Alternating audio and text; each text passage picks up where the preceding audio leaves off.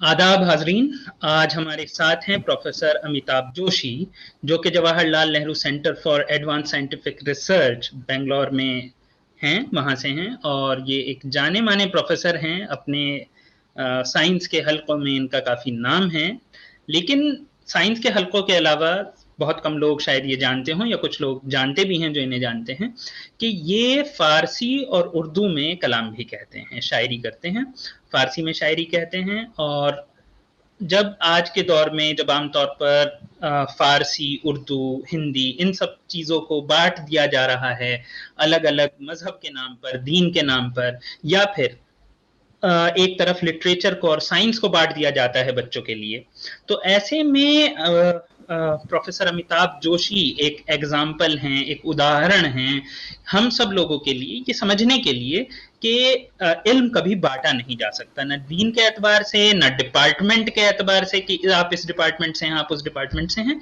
तो खैर, अभी हम खैर मकदम करेंगे प्रोफेसर अमिताभ जोशी का। प्रोफेसर अमिताभ जोशी, आपका बहुत बहुत खैर मकदम है और बहुत बहुत शुक्रिया हमारे शो पर आने के लिए। नहीं, तो शुक्रिया। मेरी खुशकिस्मती कि आपने मौका दिया कि अपने कुछ विचार लोगों के सामने रख पाऊं। जी जी। तो अभी हम चाहेंगे कि आप पहले अपना एक छोटा सा तारुफ, और साथ में आप ये भी बताएं हमारे जो देखने वाले हैं उन सब लोगों को, कि आपने जैसे साइंस में आपका काफी नाम है। आमतौर पे माना जाता है कि साइंटिस्ट लोग साइंस करते हैं, बाकी चीजों का वक्त नहीं मिलता है। स्कूल में, मैं खुद इंजीनियरिंग कॉलेज में जब था तो हम लोग यही कह दिया करते थे, अरे वक्त नहीं मिलता है, कौन लिटरेचर पढ़े, कौन किताब पढ़े, कौन ड्रामा क्लब में जाए, कौन फिल्म क्लब में जाए। लेकिन फिर भी कुछ ऐसे नाम होते हैं जो कि बीच में हमें दिखाई देते हैं, और जो कि दिखाते हैं कि इल्म असल में बांटा नहीं जा सकता है। तो आपकी कैसे दिलचस्पी, कैसे रुझान शुरू हुआ? पहले तो आप अपना साइंस के बारे में बताइए कि मतलब आपने साइंस में क्या किया, और उसके बाद इधर आपका रुझान कैसे गया। तो जोशी जी। तो साइंस का जहाँ तक ताल्लुक है, बचपन में जब मैं स्कूल में था तो मुझे लगभग सारे सब्जेक्ट्स बहुत अच्छे लगते थे। लेकिन फिर उस ज़माने में 10वीं के बाद मैथ और बायोलॉजी दोनों लेने का मौका नहीं मिलता था। मुझे हिस्ट्री में भी बहुत शौक था, और अभी भी है। मैं अभी भी काफ़ी समय लगाता हूँ हिस्ट्री पढ़ने में, समझने में। तो मैंने बायोलॉजी ली बैचलर्स में, और बैचलर्स के दौरान एक कोर्स लिया जेनेटिक्स का। तो मुझे जेनेटिक्स का सब्जेक्ट बहुत पसंद आया, क्योंकि उसमें समझने को बहुत कुछ था, सिर्फ रट्टा मारने वाली बात नहीं थी, जो कि अक्सर हिंदुस्तान में जिस तरह बायोलॉजी पढ़ाई जाती है। तो जेनेटिक्स में मुझे इंटरेस्ट आया। फिर एमएससी मैंने जेनेटिक्स में किया दिल्ली यूनिवर्सिटी से, साउथ कैंपस में। नया नया तब डिपार्टमेंट खुला था, 1 साल हुआ था। तो उसके बाद एमएससी के दौरान एक कोर्स हमने किया पॉपुलेशन जेनेटिक्स में। प्रोफेसर सीआर बाबू थे दिल्ली यूनिवर्सिटी के, उन्होंने पढ़ाया। बहुत ही बेहतरीन टीचर थे, बहुत बेहतरीन इंसान भी थे, अभी भी हैं मतलब। लेकिन उस जमाने में तो बहुत एक्टिव थे, अब काफ़ी सीनियर हैं लेकिन अभी भी एक्टिव हैं रिसर्च में। तो वो मुझे पसंद आया, तो मुझे लगा कि मैं एवोल्यूशनरी बायोलॉजी में आगे हायर स्टडीज के लिए करूंगा। तो प्रोफेसर बाबू ने ही मुझे ये हिदायत दी, बोले कि देखो, अगर तुम्हें एवोल्यूशन में ही रिसर्च करनी है तो बाहर चले जाओ, क्योंकि इंडिया में एवोल्यूशन में ज़्यादा कोई काम करता नहीं है। तो मैं फिर अमेरिका चला गया। वहाँ मैंने वाशिंगटन स्टेट यूनिवर्सिटी में पीएचडी करी एवोल्यूशन में। पीएचडी के दौरान काफ़ी कुछ on the side interesting research भी करी, जिससे मुझे खुद बहुत अच्छा लगा। क्योंकि एक हमारे फील्ड में एक प्रॉब्लम थी जो 20 साल से उस पर लोग बहस कर रहे थे, वो मैंने सॉल्व कर दी। और जबकि वो मेरे पीएचडी थीसिस रिसर्च का कोई हिस्सा नहीं था, मुझे वैसे उसमें इंटरेस्ट आया तो मैं उसमें साइड में काम करता था। उसके बाद 2 साल मैं रिसर्च एसोसिएट था यूनिवर्सिटी ऑफ कैलिफोर्निया में, और 1996 से मैं वापस आया इंडिया, और जवाहरलाल नेहरू सेंटर में हूँ। 25 साल हो गए हैं मुझे यहाँ, और यहाँ पे मैं रिसर्च करता हूँ। तो मेरी रिसर्च के मेन एरिया जो है एवोल्यूशनरी बायोलॉजी में, हम लोग ये समझने की कोशिश करते हैं कि जो इवोल्यूशन होता है, या इर्तिका जिसको उर्दू में कहते हैं, हिंदी में कहते हैं क्रमिक विकास, उसमें जेनेटिक्स का, अनुवांशिकी का और इकोलॉजी का किस तरह से तालमेल होता है, तब ये इवोल्यूशनरी चेंज होता है। तो हम लोग इस तरह की चीज़ें देखते हैं कि किस तरह से लाइफ स्पैन अलग अलग जीव जातियों में इवॉल्व होता है, किस तरह से अगर बहुत क्राउडिंग हो, बहुत ज़्यादा हाई डेंसिटी में अगर जीव रहते हों, तो वो किस तरह से उस इवॉल्व करके उस क्राउडिंग को झेलने की क्षमता हासिल कर पाते हैं कई कई पुश्तों के बाद। तो इस तरह की चीज़ें हम लोग ज़्यादातर स्टडी करते हैं, और ख़ास तौर से ये क्राउडिंग के एडेप्टेशन के मामले में इस वक्त हमारी लैब लगभग दुनिया के बेहतरीन 1-2 लैब्स में आती है। तो ये तो थी साइंस की बात। जी बोलें। अब आप जरा सा हम जो हमारे हाजरीन हैं उनको इस बारे में बताइए कि इतना सब आपने साइंस में किया और काफी नाम कमाया, इस बीच आपका उर्दू अदब या फारसी अदब या ओवरऑल लिटरेचर या हिस्ट्री की तरफ जो रुझान है उसकी वजह क्या रही, और उस बारे में। मेरे समझ में मतलब कई दफे इन चीज़ों को ठीक से कोई इसका एक्सप्लेनेशन नहीं दिया जा सकता। शायरी की तरफ मेरा रुझान बहुत बचपन से था। मुझे याद है, मतलब तीसरी चौथी जमात के बाद से स्कूल में जैसे इंग्लिश में कुछ कविताएं वगैरह, इंग्लिश मीडियम में पढ़ते थे तो इंग्लिश में कविताएं अच्छी लगती थी, और तकरीबन 10-11 साल की उम्र से मैंने खुद इंग्लिश में थोड़ी बहुत छोटी मोटी कविताएं लिखनी शुरू कर दी थी, और वो शौक चलता रहा। और मेरी पैदाइश और परवरिश आगरे में हुई।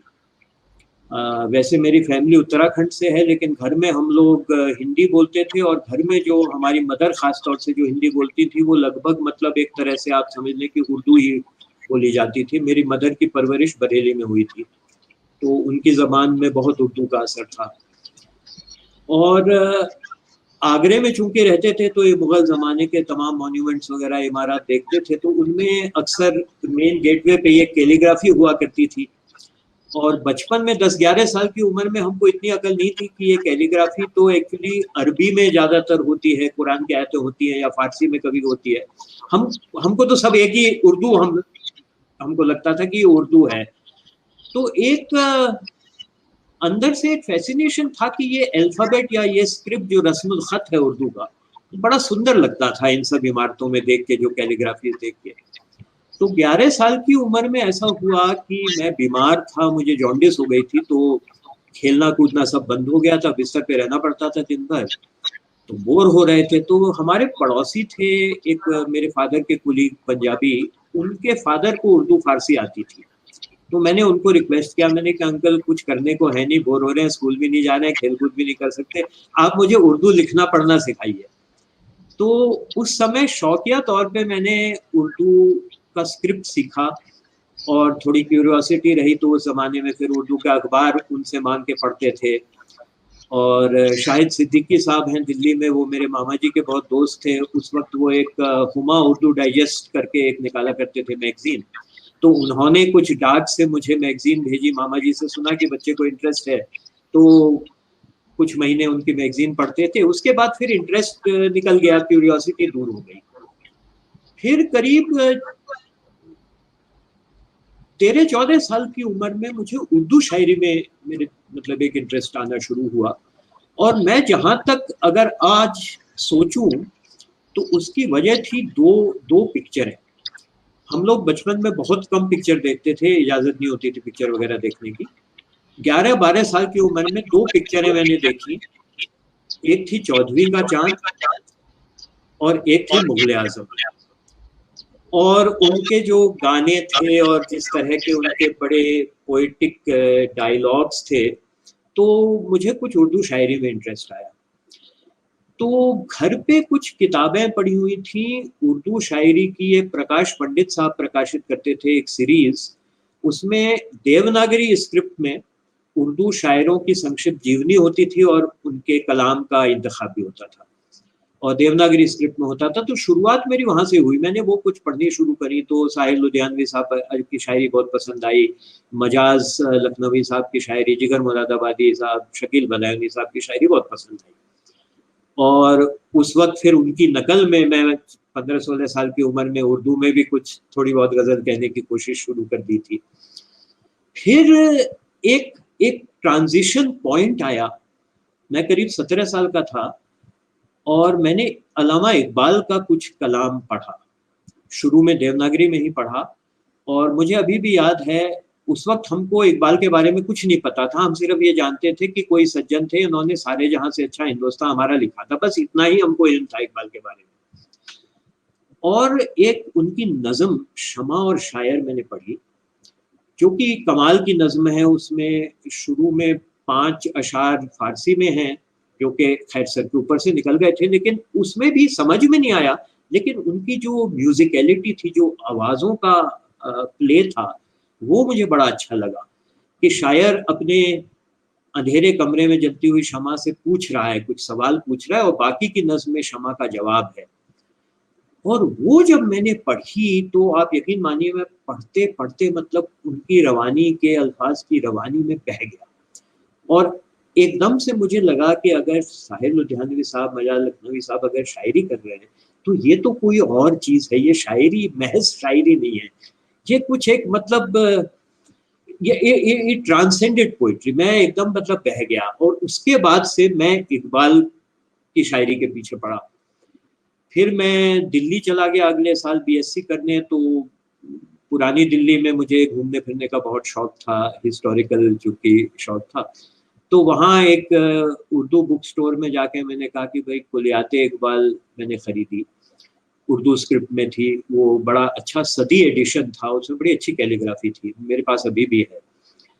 तो उसके बाद मैंने फिर सिरे से इकबाल का उर्दू कलाम पढ़ना शुरू किया और इकबाल के बारे में तबसरे वगैरह भी पढ़ने शुरू किए, जो स्कॉलर्स ने उनके बारे में लिखा था। और मेरे एक दोस्त थे कॉलेज में, विभय झा, बड़े अच्छे शायर हैं, वो भी बेखुद तखल्लुस रखते हैं, उनको भी इकबाल की शायरी और फ़लसफ़े में बहुत शौक था। तो हम लोग रातों रात मतलब इकबाल की शायरी डिस्कस करते थे, मुस्तफ़ा खुदी बेखुदी के फ़लसफ़े को कुरेदते थे। उस चक्कर में इकबाल की वजह से ये पता चला कि इकबाल का जो सबसे ज़्यादा फ़लसफ़ाई या आरिफाना कलाम जो है वो तो फ़ारसी में है। तो उस चक्कर में फिर मैंने फ़ारसी सीखनी शुरू कर दी कॉलेज में जब मैं था। तो कुछ हमारे ईरानी दोस्त थे, कुछ तो मेरे कॉलेज में दोस्त थे और कुछ मेरे पिताजी के अंडर पीएचडी कर रहे थे ईरान से कुछ स्टूडेंट्स। तो एक डॉक्टर खुसरो मंतेगी थे शिराज के, उनसे मैंने फ़ारसी सीखनी शुरू करी। और इन सब चीज़ों में फ़ायदा ये हुआ कि 11 साल की उम्र में ऐसे ही शौकिया तौर पे मैंने लिखना पढ़ना चूँकि उर्दू स्क्रिप्ट सीख लिया था, तो उससे बड़ा फ़ायदा हुआ। और उसके बाद से समझिए कि 17 साल की एज से और आज मेरी 56 साल की उम्र है, इकबाल की शायरी में अभी भी एक स्टूडेंट की तरह पढ़ता रहता हूँ, उस पर चिंतन करता हूँ, उस पर सोचता हूँ। और मतलब बहुत मेरी ज़िंदगी का एक बहुत बड़ा हिस्सा है शायरी। बल्कि मैं एक आपके ऑडियंस के साथ शेयर करूंगा कि one of the best introduction जो मुझे कभी मिला, जब मैं कहीं पे साइंटिफिक टॉक देने गया था, तो आइसर मोहाली में चंद साल पहले मेरा सेमिनार था और मेरे ही एक फॉर्मर पीएचडी स्टूडेंट वहाँ पे प्रोफेसर हैं, उन्होंने मुझे इंट्रोड्यूस किया एक लाइन में, बोले कि Amitabh is basically a poet who does science in his spare time. और मैं समझता हूँ कि इससे सटीक और इससे बढ़िया इंट्रोडक्शन मुझे आज तक किसी ने नहीं दिया। जी अमिताभ जी, आप अभी कुछ रोज पहले आपसे जब मेरी बातचीत हो रही थी तो आपने एक किस्सा सुनाया था कि किस तरीके से शायरी ने, खासतौर पर अल्लामा इकबाल की शायरी ने आपको अमेरिका जाने में मदद की थी। तो हम चाहेंगे कि आप ये जो अपना एक्सपीरियंस है कुछ लोगों के साथ साझा करें, लोगों को समझ में आए कि जब हम इल्म हासिल करते हैं तो उसमें ऐसा तफरीक नहीं होनी चाहिए कि लिटरेचर पढ़ा है कि साइंस बिल्कुल पढ़ा है। बिल्कुल बिल्कुल। मतलब ये सब जो अलहदा अलहदा हम लोग डिपार्टमेंट डिसिप्लिन बनाते हैं, ये तो सिर्फ एडमिनिस्ट्रेटिव पर्पस के लिए होते हैं। इल्म में तो कोई बंटवारा है ही नहीं। इल्म तो मतलब इल्म इल्म है। और मेरा ये मानना है कि जैसे तसव्वुफ में अक्सर ये फ़र्क किया जाता है कि इल्म और इश्क। अल्लामा इकबाल ने भी इसमें लिखा है कि इल्म है पैदा सवाल, इश्क है पिन्हा जवाब, इल्म है इब्नुल किताब, इश्क है उम्मुल किताब। और मेरा ये मानना है कि असली फ़र्क ये नहीं है कि आप इल्म वाले रास्ते से हक की तलाश कर रहे हैं या इश्क वाले रास्ते से, या दोनों रास्तों से कर रहे हैं। इसमें फ़र्क करना तो ये बात हो गई कि माशूक है जो इल्म है या हक है, माशूक के चेहरे पे पर्दा पड़ा है और आप ये बहस कर रहे हैं कि साहब मैं पर्दा दाहिने हाथ से उठाऊं या बाइने हाथ से उठाऊं, इल्म से या इश्क से। और उस पर मैंने एक शेर काफी साल पहले कहा था कि उठ गया पर्दा तो आखिर इल्म से या इश्क से, क्यों जरिए का हो झगड़ा सूरत माशूक। हक एक ही है, आप जिस जरिए से पर्दा उठा लीजिए। मेन फर्क मेरी समझ में ये है, और मैं यहाँ पे एक टर्मिनोलॉजी नई पेश करना चाहूंगा कि जैसे तसव्वुफ में कहते हैं कि इश्क हकीकी और इश्क मजाजी में एक फुरकान किया जाता है। मेरी समझ में मेन फर्क ये नहीं है कि आप इश्क के रास्ते से हक को ढूंढ रहे हैं या इल्म के रास्ते से हक को ढूंढ रहे हैं। आपका इश्क या इल्म हकीकी है या मजाजी है। इल्म भी इल्म हकीकी और इल्म मजाजी में देखा जा सकता है। तो इल्म हकीकी के रास्ता आप इख्तियार करें, चाहे इश्क हकीकी का रास्ता इख्तियार करें, आपको हक जरूर मिलेगा। और जिस भी रास्ते से हक मिलेगा, हक हक ही है, वो उसमें कोई फर्क नहीं है। तो जिस किस्से का साकिब साहब ने जिक्र किया, मैं एमएससी में पढ़ता था और मैंने चूंकि विदेश जाने का फैसला किया था पीएचडी के लिए, तो मैंने अप्लाई किया। ये टाटा फाउंडेशन का एक लोन स्कॉलरशिप हुआ करता था विदेश जाने के लिए, तो उसके लिए मैंने अप्लाई किया और बम्बई में इंटरव्यू था। तो मैं दिल्ली से बम्बई गया और इंटरव्यू के लिए हाजिर हुआ। तो इंटरव्यू में दो लोग थे, एक तो कोई बॉटनी के प्रोफेसर थे बॉम्बे यूनिवर्सिटी के, और एक सीनियर जेंटलमैन थे मिस्टर दीनशाह मालेगाम वाला, मुझे अभी तक उनका नाम याद है। वो टाटा ट्रस्ट की तरफ से, मतलब उसके शायद प्रेसिडेंट थे टाटा ट्रस्ट के। तो पहले जो प्रोफेसर थे उन्होंने साइंस के कुछ सवालात मुझसे पूछे, मैंने जवाब दिए। उसमें कोई बहुत मज़ा भी नहीं आया, उन्होंने बहुत इंटरेस्टिंग कोई सवाल नहीं पूछे, फैक्चुअल कुछ पूछते रहे। उसके बाद मालेगाम वाला साहब बोले कि देखो, मैं तो साइंस का आदमी नहीं हूँ, मैं तो ह्यूमैनिटीज़ का आदमी हूँ, तो मैं ये जानना चाहता हूँ आपसे कि आपके साइंस के अलावा और भी कुछ इंटरेस्ट है, कुछ शौक है क्या, तो आप बताइए।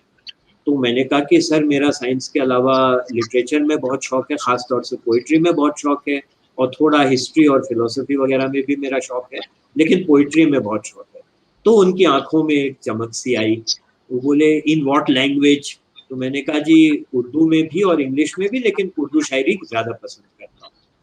तो उनका अगला सवाल था who is your favourite Urdu poet? तो मैंने कहा जी अल्लामा इकबाल। तो वो मुस्कुरा के बोले why not Ghalib, can you explain? तो मैंने कहा कि सर अगर इजाज़त हो और मैं कोट भी कर सकूं इन लोगों का कलाम, तो मैं एक्सप्लेन करूंगा मुझे इकबाल क्यों ज़्यादा पसंद है। उसके बाद 40-45 मिनट तक शायरी की बातचीत हुई। We were quoting poetry, we were just discussing all kinds of things about poetry literature. और फाइनली ये बेचारे बहुत सीनियर आदमी थे, मैं तो बच्चा था, मतलब 22 साल का, बहुत सीनियर आदमी थे, 70-74 साल की एज होगी। वो मुझे पर्सनली 3rd फ्लोर से सीढ़ियों से नीचे आए, मुझे गेट तक उन्होंने सी ऑफ किया और हाथ मिलाते हुए बोले कि I am so happy to see the science students are also having some good knowledge and interest in literature, in history and all these fine arts. और मुझे वो स्कॉलरशिप मिल भी गई। तो ये मेरी जिंदगी का पहला इंटरव्यू था, और उसमें ये जो शौक था, उस शौक का कुछ फायदा भी हुआ। मेरी समझ में अगर मतलब खुलूस से, सिंसियरिटी से कोई भी चीज आप करते हैं तो उसका अच्छा फल मिलता है। जी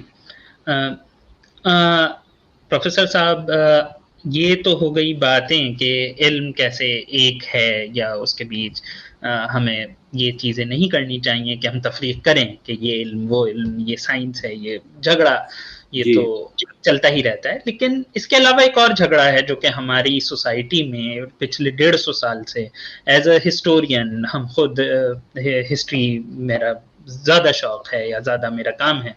तो हम खुद देखते हैं कि हमारा खुद का ये मानना है कि ये जो तफरीक थी कि हिंदी उर्दू झगड़ा या फिर हिंदू मुस्लिम झगड़ा या फिर जात पात का झगड़ा, ये ऐसा नहीं है कि पहले कभी था नहीं, थोड़ा बहुत तो हर जगह होता है, भाई भाई से लड़ता है घर में, लेकिन इसे बहुत ज्यादा पक्के मजबूत तौर पर जो बनाया है वो अंग्रेजों ने बनाया। लेकिन उसके बाद ये बिल्कुल। इतना मजबूत है आज के वक्त में कि जबान जो है वो या तो किसी एक इलाके से जोड़ दी गई है, या किसी एक रिलीजन से जोड़ दी गई है, या किसी एक जात से जोड़ दी गई है।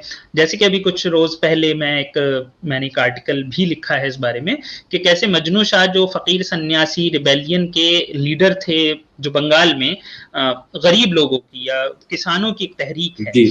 तो उस तहरीक के जो लीडर हैं वो कानपुर के हैं, मतलब हिंदी उर्दू बोलने वाला आदमी बंगालियों का लीडर है और बाकायदा अंग्रेजों के सर में दर्द कर देता है। तो ऐसी चीजें हैं। तो ऐसे में जब आप फारसी और उर्दू करते हैं, जिसे कि आज के वक्त में एक पर्टिकुलर रिलीजन से बहुत ज्यादा जोड़ के देखा जाने लगा है, यहाँ तक कि खुद उस रिलीजन के बहुत से लोग ये मानते हैं कि ये जबान उनकी बपौती हो गई है। तो ऐसे में आपकी इसके बारे में कुछ राय होगी, कुछ आपकी समझ होगी, और इससे आपके भी कुछ एक्सपीरियंस हुए होंगे कि आपको लोगों ने कभी कुछ ऐसा कहा हो या ऐसे बिहेव किया हो कि आपको ये फील हुआ हो कि आपको थोड़ा अलग नजर से देखा जा रहा है। नहीं, ये तो खैर आपने बिल्कुल सही कहा कि ये उर्दू हिंदी का जो झगड़ा है ये अंग्रेज़ों के वक्त से शुरू हुआ था और उसके बाद से ये और ज़्यादा जोर पकड़ता चला गया है। मुझे एक्चुअली उर्दू के बारे में उतना ज़्यादा कभी किसी से सुनने को नहीं मिला। अक्सर लोग इस पे ज़्यादा हैरान होते हैं कि आप साइंसदान होते हुए आप शायरी में क्यों इतना आपका इंटरेस्ट है, लोगों को बड़ा अटपटा सा लगता है अक्सर। और मुझे तो वो चीज़ बिल्कुल अटपटी नहीं लगती। जहाँ तक ज़बान की बात है तो देखिए, उर्दू और हिंदी अगर हम रोज़मर्रा के मुहावरे की बोलचाल की जो बात है अगर उसको देखें, तो उर्दू और हिंदी तो एक तरह से एक ही ज़बान है बोलचाल के लेवल पे। और लिंग्विस्टिकली भी अगर आप लिंग्विस्ट से पूछिए तो वो ये कहेंगे कि साहब Urdu and Hindi are the two registers of the same language which have got a different script. लेकिन स्क्रिप्ट से तो खैर भाषा की आइडेंटिटी स्क्रिप्ट से नहीं होती है। ये आजकल लोगों को थोड़ी गलत फहमी हो रही है कि स्क्रिप्ट में जबान की आइडेंटिटी है। असल में जबान की आइडेंटिटी तो ग्रामर में होती है। स्क्रिप्ट बदलते भी रहते हैं हिस्टोरिकली। अब फारसी जबान थी, अरब लोग आए जब इस्लामी कॉन्क्वेस्ट हुआ ईरान का, उसके बाद फारसी जो है वो अरबी अल्फ़ाबेट में स्क्रिप्ट में लिखनी शुरू हो गई, जो कि हम आज समझते हैं फारसी को। पहले फारसी का कुछ और स्क्रिप्ट था, लेकिन फारसी जबान थोड़ी अपनी आइडेंटिटी तो नहीं खो दी स्क्रिप्ट बदलने से। ऐसी आप हिंदुस्तान में अगर देख लीजिए तो नॉर्थ इंडिया में संस्कृत को देवनागरी स्क्रिप्ट में लिखते हैं, आप साउथ में चले जाइए वहाँ संस्कृत को तेलुगु स्क्रिप्ट में भी लिखते हैं, कन्नड़ा स्क्रिप्ट में भी लिखते हैं, मलयालम स्क्रिप्ट में भी लिखते हैं। जबान नहीं बदल जाती। एक ज़माने में केरला में मेडिवल पीरियड में मलयालम को सीरियक स्क्रिप्ट में लिखते थे, क्योंकि सीरियन क्रिश्चियंस का वहाँ बहुत दबदबा था। तो सीरियन क्रिश्चियंस के जो सारे लैंग्वेज मलयालम थी, लेकिन वो स्क्रिप्ट जो था मलयालम स्क्रिप्ट के बजाय सीरियन स्क्रिप्ट इस्तेमाल करते थे। तो असल में जबान तो उर्दू और हिंदी जड़ में एक ही है। ये अंग्रेजों के ज़माने से इसको सेपरेट किया गया और स्क्रिप्ट इख्तियार किया गया, देवनागरी स्क्रिप्ट हिंदी के लिए। इस पर भी बहुत बहस हुई थी। कुछ लोग चाहते थे कैथी स्क्रिप्ट का इस्तेमाल हो, लेकिन फिर अंग्रेजों को लगा कि देवनागरी चूंकि संस्कृत से एसोसिएटेड है तो इसकी वो स्टैंडिंग है, और उस वजह से ये जरा सी सिचुएशन बहुत गड़बड़ हो गई है। और मैं अब जैसे बहुत सारे लोगों को मैं जानता हूँ, उसमें मुसलमान भी हैं, हिंदू भी हैं, जो उर्दू समझते हैं, बहुत अच्छी तरह बोलते हैं, लेकिन उर्दू स्क्रिप्ट नहीं जानते। मुसलमान भी हैं ऐसे, बहुत सारे मुसलमान यूपी में मैं जानता हूँ, मेरे दोस्त हैं, जो उर्दू स्क्रिप्ट पढ़ते लिखते नहीं है लेकिन उर्दू समझते हैं। और बहुत सारे हिंदू भी हैं जो पढ़ते लिखते नहीं है उर्दू स्क्रिप्ट, लेकिन समझते हैं। तो एक तरह से सिर्फ स्क्रिप्ट को ही मेन मुद्दा बना लेना भी उसके कुछ प्लस पॉइंट भी हैं, कुछ माइनस पॉइंट भी हैं। आजकल काफी बहस सोशल मीडिया पे भी चलती रहती है उर्दू स्क्रिप्ट को लेके कि अगर स्क्रिप्ट गोल हो गया तो आइडेंटिटी खत्म हो जाएगी, वो हिंदी उसको दबोच लेगी। उस बात में भी कुछ हद तक दम है, लेकिन कुछ हद तक उर्दू कलाम को देवनागरी में भी अवेलेबल किया जाए, मुहैया किया जाए, तो उससे उसकी पहुंच भी बढ़ती है। तो मतलब ये इस पे बैलेंस रखना जरा सा ट्रिकी काम है मेरे ख्याल से। लेकिन मेन बात वही है कि मतलब उर्दू तो एक जीती जागती बोलचाल की जबान है सबसे पहले, उसके बाद शायरी की जबान है, लिटरेचर की जबान है। और जैसे कि एक भारत में ऑफिशियल हिंदी चलती है, जो मुझे खुद मतलब हिंदी मेरी मादरी जबान है, मुझे ऑफिशियल हिंदी समझ में नहीं आती है, क्योंकि उसमें जबरदस्ती संस्कृत ठूस ठूस के जहाँ जरूरत नहीं भी हो वहाँ संस्कृत ठूस देते हैं। उसी तरह कई दफे में कोई पाकिस्तानी आप टीवी प्रोग्राम देखिए, वहां एक ऑफिशियल उर्दू चल रही है जो समझ में नहीं आती, क्योंकि उसमें जबरदस्ती जो है फारसी ठूस ठूस के, तो वो ऐसी चीजें कहते हैं। एक बार मुझे याद है कोई इंटरव्यू देख रहा था मैं, पाकिस्तान टीवी का क्लिप था, कुछ बम ब्लास्ट हो गया था कहीं कराची में, और होम मिनिस्टर साहब कह रहे थे कि तहकीकात पेश रफ्ती पे हैं। अब पेश रफ्ती पे हैं, माफ कीजिएगा, मतलब ये वाकई में ये उर्दू नहीं है, this is not a commonly understood Urdu. तहकीकात चल रहे हैं, तहकीकात आगे बढ़ रहे हैं और वो समझ में आते हैं, लेकिन तो वो एक कुछ सोशो पॉलिटिकल माहौल की वजह से एक तरफ अननेसेसरी संस्कृताइजेशन हिंदी का, एक तरफ अननेसेसरी पर्शियनाइजेशन उर्दू का पाकिस्तान में जो हुआ है, उससे हो क्या रहा है कि ये असल बात जो थी कि जबान तो एक ही है, बातचीत। अगर मैं आपसे कहूं कि साहब आपने खाना खा लिया, तो आप कैसे बताएंगे कि मैं उर्दू में पूछा सवाल या हिंदी में पूछा सवाल? तो यही है मतलब और इस तरह की तफरीक लोग पैदा करते हैं और उसका इस्तेमाल करते हैं सियासत के लिए।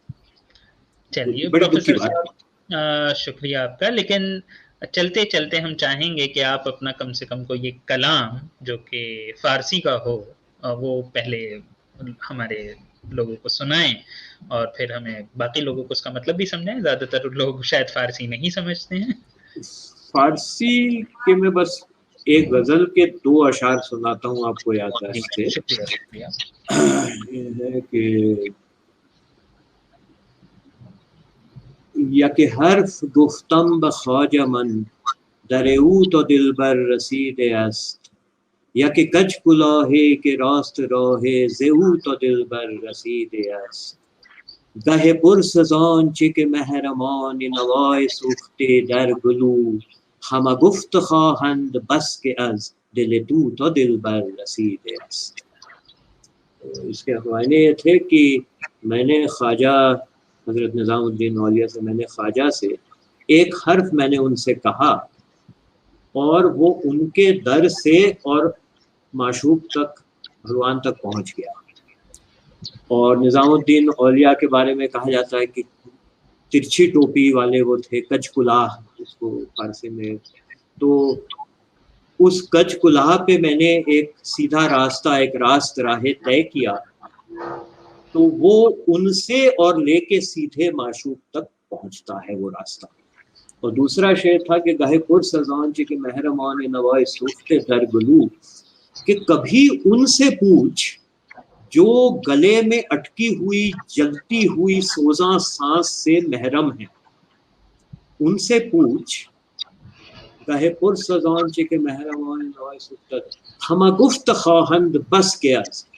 और वो सभी सिर्फ एक बात कहेंगे, और वो ये कहेंगे कि वो तेरे दिल से, वो अटकी हुई जलती हुई सोजा जो आह तेरे दिल में है, वो हर हालत में तेरे दिल से और महबूब तक पहुंच जाती है।